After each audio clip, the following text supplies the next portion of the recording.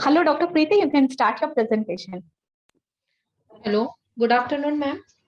You can start the presentation part. Yeah. Can you hear me, ma'am? Yes. Okay, I am presenting infertility and ovarian cancer risk evidence from the 9 prospective cohort studies. This journal is taken from the International Journal of Cancer, published in 2020. My moderators are Dr. Maheshwari ma'am, Dr. Rajshri, and Dr. Tanushri.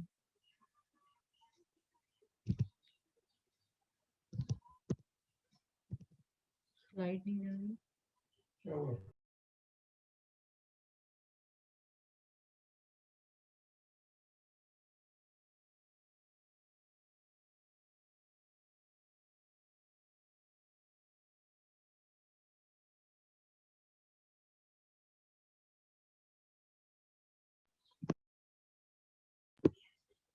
Okay, as we know, ovarian cancer is one of the deadliest cancer, gynae cancer. This is difficult to diagnose in the early stage because it is very deeply seated in the pelvis.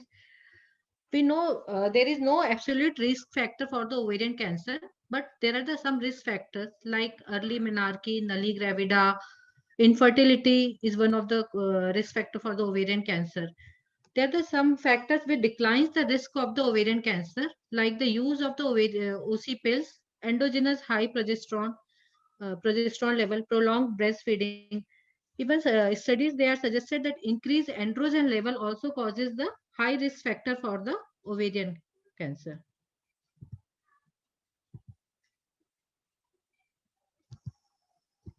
Move नहीं कर रहा पापा कई बार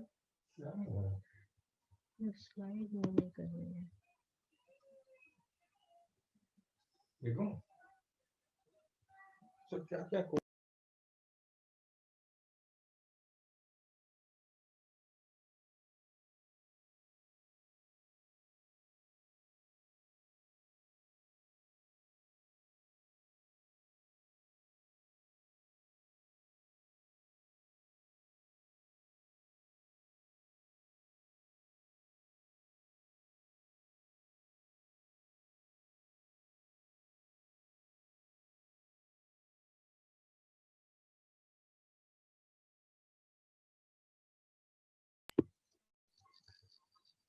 Infertility, there is the large burden of the infertility in the all over world. 8 to 12% of the women in the childbearing age, they are suffering from the infertility. Infertility in the women are the linked to the endometriosis, ovulatory disorders, genetic disorders, and other factors like the tubal factors also. Experiment studies they indicate there is a link between the increased oxidative stress, androgen level, genetic mutation. Also, there are the potential biological mechanism linking the infertility and development of the ovarian cancer. Previous studies also confirm relation between the infertility and ovarian cancer. Before 2004, there are the studies, case control studies was done by the Whitmore et al. In 1992. Total number of the cases was a 2197 ovarian cancer, and they concluded that the mild increased risk of the infertility in the nulli gravida with the infertility, mild increased risk of the ovarian cancer. Ness et al. Also concluded the study. He has done the study in 2002. A higher prevalence of the infertility with the ovarian cancer in 5,207 cases. But in these studies, this was the drawback. Some drawbacks was there. These studies were the case control study, so there are the more recall and the selection bias were there in the studies. These studies conducted only on the Western population. There was the no reliable data for the reporting for the infertility. So results were conflicting.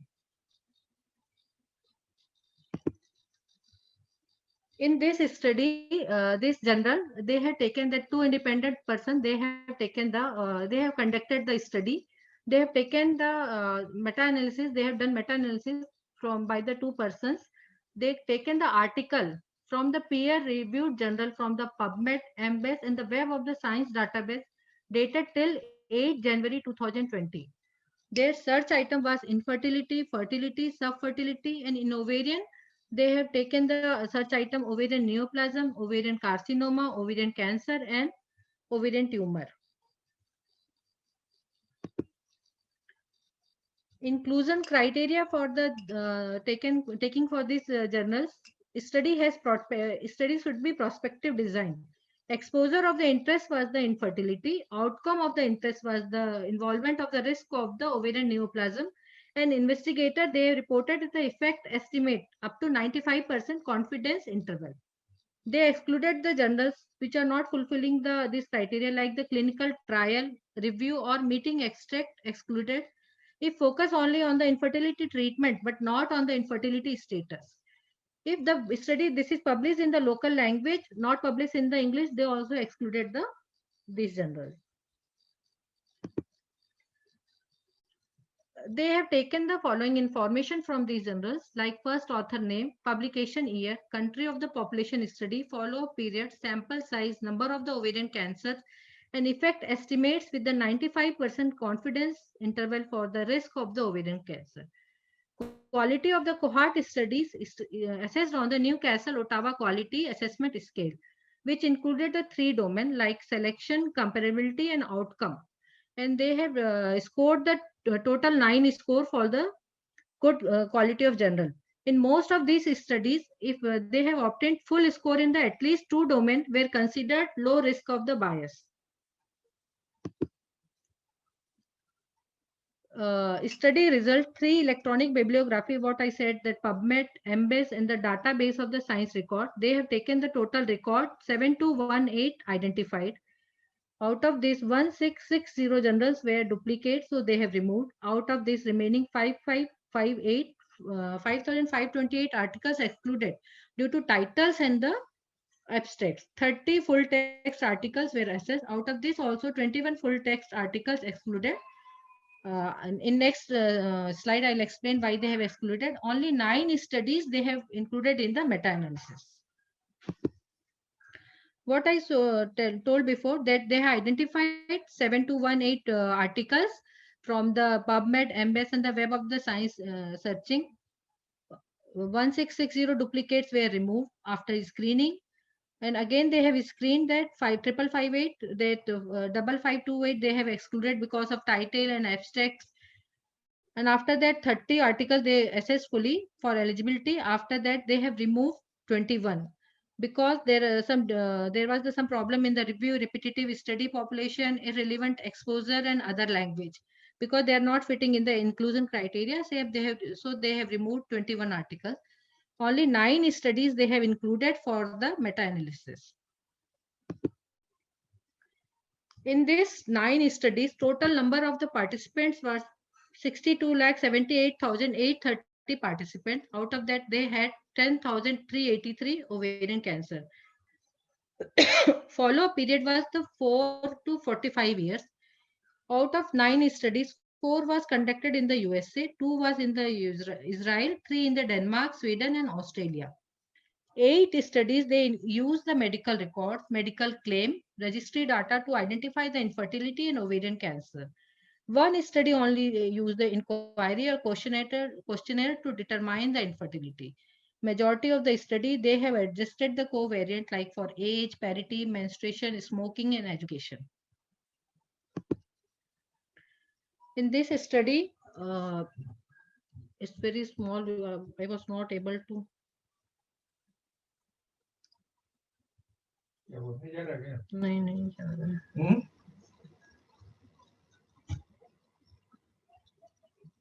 In this study, there is where that author's name. This in table they are showing the author's name, reference year, country where they have conducted, follow-up years for infertile and fertile, and sample size and number of the ovarian cancer.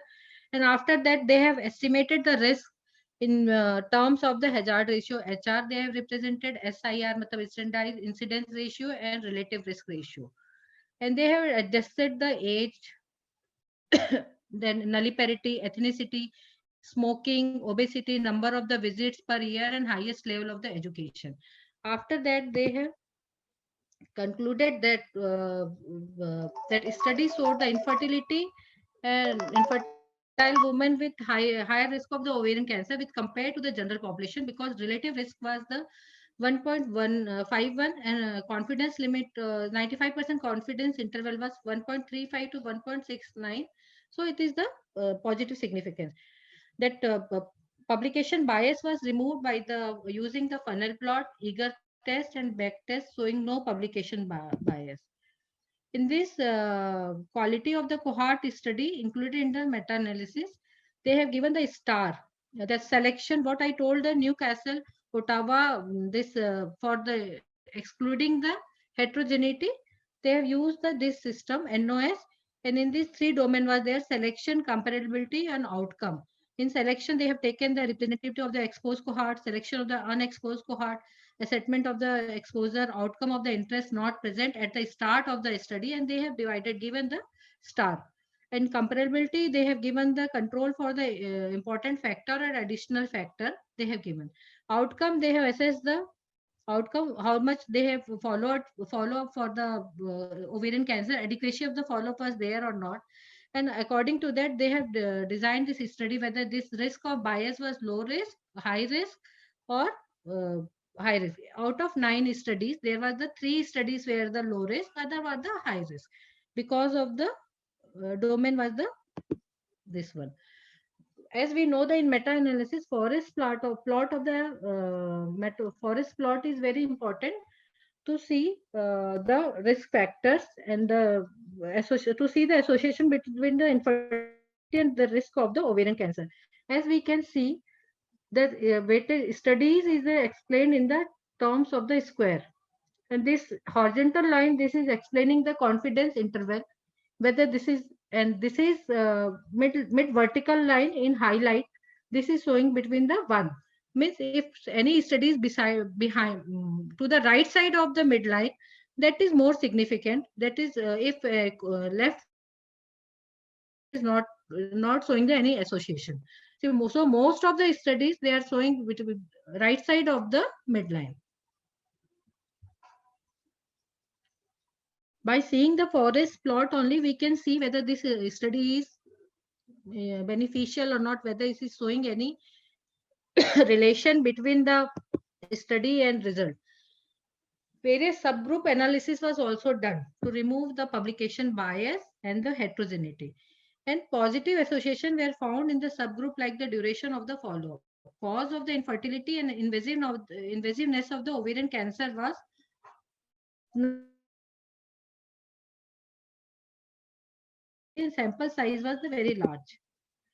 In this subgroup analysis for infertility and the ovarian cancer, they have taken the different type of the subgroups. All study they have divided into different subgroups. Like in USA, first they have divided into region whether in USA or non-USA. Then duration of the follow-up, whether it's more than 10 years or less than 10 years. Then quality grading, whether it's low risk grading or high risk grading. Then they have divided the causes of the infertility also in subgroup like ovulatory disorder, endometriosis, tubal factor, male factor, and other factors. Then involvement of the ovarian cancer, whether involved, invasiveness of the ovarian cancer, invasive ovarian cancer, or borderline ovarian cancer. Then whether infertility treatment they have taken or not, and whether they have mentioned or not mentioned. In other variables like age, parity, and menstrual disorder, they have adjusted, and according to that, they have excluded the heterogeneity. So I'm coming to the discussion of this meta-analysis. This first meta-analysis showed infertility significantly associated with the 51% increase in the risk of the ovarian cancer. After doing the subgroup analysis, infertility positively associated with the risk of the ovarian cancer in studies with the follow-up if more than the 10 years, which studies who is having the follow-up more than 10 years, they are showing the indication that infertility is positively associated with the risk of the ovarian cancer. Even they have studied the specific cause of the infertility, whether they are associated with the ovarian cancer or not. And they have found that endometriosis and unexplained infertility, they are having the increased risk of the ovarian cancer. Litt and al. Conducted meta-analysis. Endometriosis is significantly high risk of the ovarian cancer. He has showed that relative risk is the 1.96% and CI is 1.69 to 2.29. Limited studies, they have showed that borderline tumor of the ovarian are higher in the infertile. But because that infertile patient, they are usually young, and ovarian cancer several studies suggested that a specific cause of the infertility might be related to the occurrence of the ovarian cancer. Results of our subgroup analysis demonstrated that infertility caused by the endometriosis and other unexplained increase the risk of the ovarian cancer. Endometriosis and the ovarian cancer share the several common predisposing factors. Estrogen-dependent way, genetic mutation, and oxidative stress in the endometriosis issues have been reported to involve in the development of the ovarian cancer. Meta-analysis carried out by the Litt et al. Indicated that endometriosis significantly increased the risk of the ovarian cancer. As we can see that relative risk is 1.96%. Ovulatory disorder and tubal anatomy abnormality are also common cause of the female infertility. However, we failed to detect the significant finding in the present study. Therefore, more prospective cohort studies of the specific causes of this infertility are needed to clarify these issues. There are the various theories to propose the mechanism between the association between the infertility and ovarian cancers. There are no strong correlation can be made, but one theory is that incent ovulation, like repeated ovulation, because of that damage to the DNA, and that can cause the ovarian cancer. Second is the increased gonadotropin level also can cause the ovarian cancer. Like this potential common mechanism might be the presence of the genetic mutation also associated with the DNA repair, which may increase the risk of the both conditions. Women with the BRCA1 and BRCA2 mutation have lower AMH. As we know, AMH is very important related with the infertility. So BRCA1 and BRCA2 mutation, they are having their lower AMH, which is associated with the ovarian cancer susceptibility and also with the infertility. Moreover, several hypotheses, including the increased oxidative stress, changes in the microenvironment that promotes carcinogenesis and increased level of the androgen, might explain the relationship between the infertility and the ovarian cancer. So I'm presenting the strength of this study. This study is the prospective cohort study. Large sample size was taken.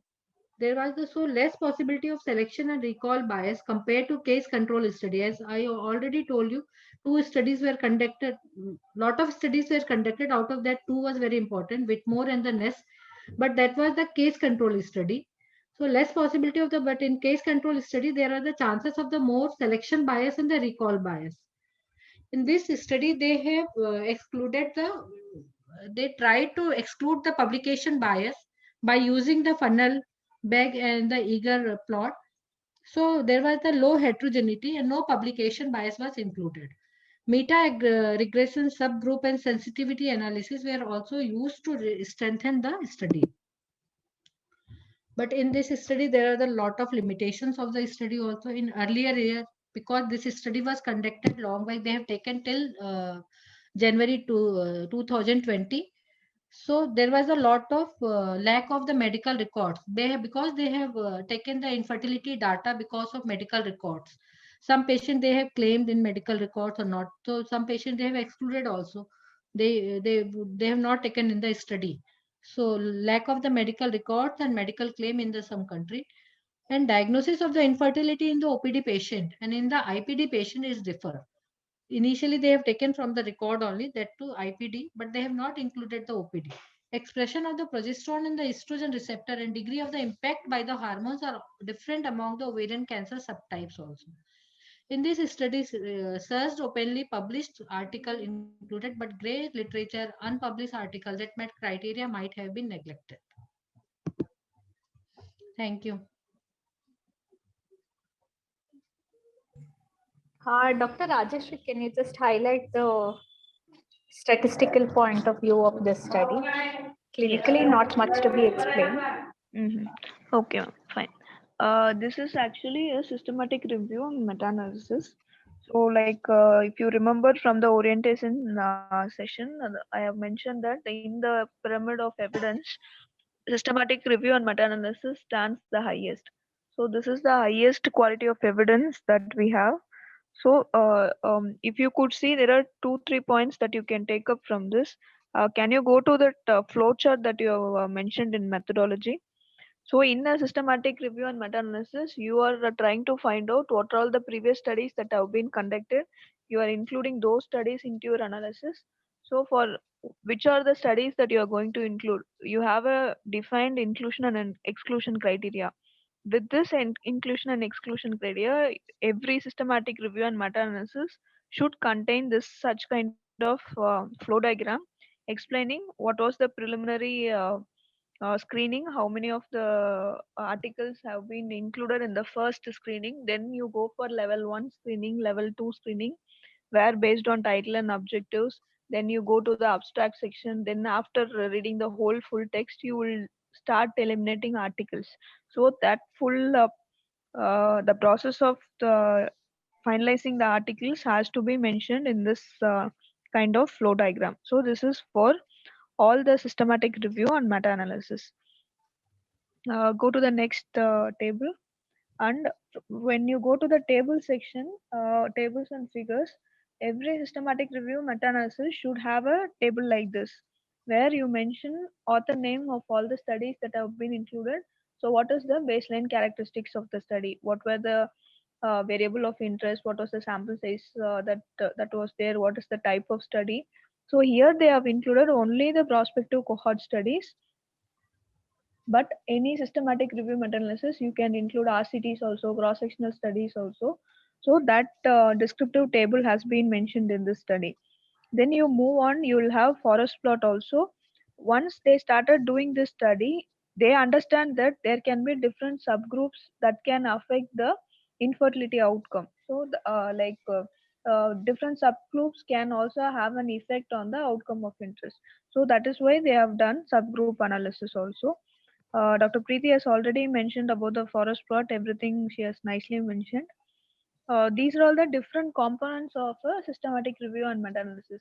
Whenever if you are planning a systematic review or meta-analysis in the future also, all these components has to be there, and you have to mention the quality of the studies, the articles that you have included.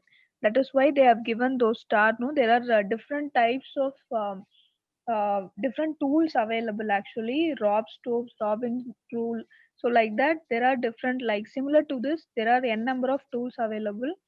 Based on the study design and based on the articles that you are going to include, you have to select any one of the tools and assess your the article's quality. Only the article's quality. If you are taking up a good quality article, you can give a good quality evidence from your systematic review and meta. Overall, this is a nice presentation. Any doubts you have? Anybody? Ma'am, can you explain the forest plot once again, ma'am? Yeah, go to forest plot. So here in forest plot, if you go from left to right, first you have to mention who are all the authors. So this is the forest plot should contain all the articles that you are going to you have included in this study and what is the outcome. Here relative risk is the outcome. So relative risk of having ovarian cancer compared between women with infertility and normal women. So all the studies have done that. Here you have mentioned the author name, year and country, and this line and dash. This square box and the line is the typical forest plot. This square, the center square in that line is the relative risk value, and either side of the line is the confidence interval. That has been pictorially mentioned in the center. The same has been put up in numbers also. So if you take the first one, the author is Murugappan et al. Okay, in USA in 2019 they have conducted the study, and in their study the relative risk was 1.64. So here after 1.6 has been marked as a small square, dark small square. Then either side of the square there are two lines, that is the confidence interval. It ranges from 1.33 to 2.01. And this likewise for all the studies, you have a box that is the relative risk or the outcome of interest, the effect what you are going to measure. Then there are either side there are two lines, those are the confidence intervals. Then weightage for everything is given based on the confidence interval, and there are, if you go down, you can see in note section there is weights are from random effects model, random effect analysis. So there are two different types of analysis: random effect model and fixed effects model. it is how you are going to apply is based on the homogeneity of the study. If all the studies are similar and all the studies are giving a similar kind of result, then you will be doing a 66 model. If there is a difference in the study groups are different. If there is some of them have calculated odds ratio, some of them have calculated relative risk, then you have to align everything. Then you do the random effects model. Based on this, this is how with that model you will generate this meta-analysis. And at the end there is a diamond which shows the overall outcome measure. In this case, it is the overall relative risk. It is 1.51. So what is the conclusion in the sense?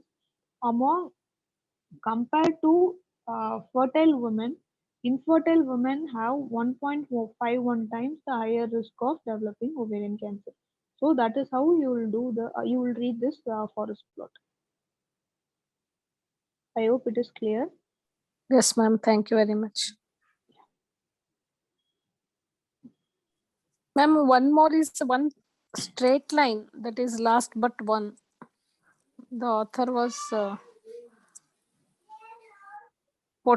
Sales study. Potashink. Yeah. Israel So- study, here you can see the confidence interval is so long. So it is ranging from 0.10 to 3.27. So it is crossing the zero value. That means it is not a very significant study. So either they have done in a very small sample size or they have done very big selection bias, but their confidence interval is very huge. So that this study might not give very big significant effects. Thank you, ma'am. If there are no other doubts, we can proceed with the next presentation. Maheshwari ma'am. Anything from your side? Maheshwari ma'am, anything from your side, ma'am? Okay, if no other doubts, I think we can proceed with the next presentation. Shweta? Yes, ma'am. We can go ahead with the next presentation. Yeah. Dr. Sangeeta ma'am, can you share your screen, please? Yes, Shweta.